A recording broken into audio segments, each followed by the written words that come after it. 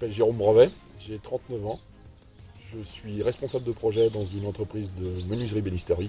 J'habite le Pan Mauges. Et mon lien avec l'Èvre, c'est donc la pêche.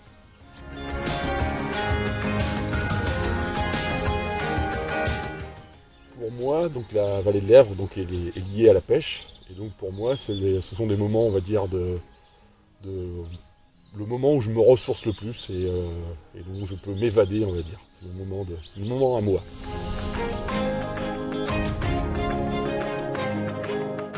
Pour moi, l'Èvre, elle est sauvage, elle est belle et elle est diversifiée.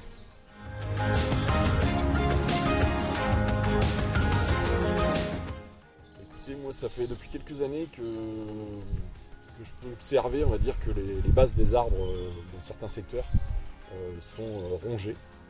Et donc je savais bien que c'était le castor, mais je savais qu'il était difficile à observer.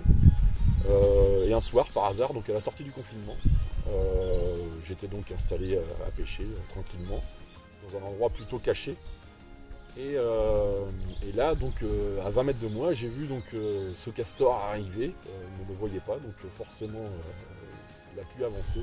Et à 5 mètres de moi, forcément, il m'a vu. Et là, donc j'ai pu vraiment observer que c'était le castor. Donc, je suis reparti, on va dire, bredouille de ma pêche, mais avec de belles images.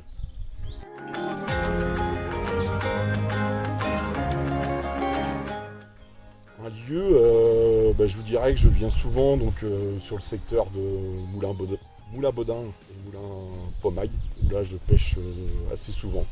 J'aime bien ce secteur parce qu'il y a la rivière, on va dire, est plutôt sauvage parce que donc on va dire que la chaussée de Moulin-Neuf est cassée, donc ça la ramène à l'état un peu plus sauvage et donc j'aime bien pêcher dans ce secteur-là. Voilà.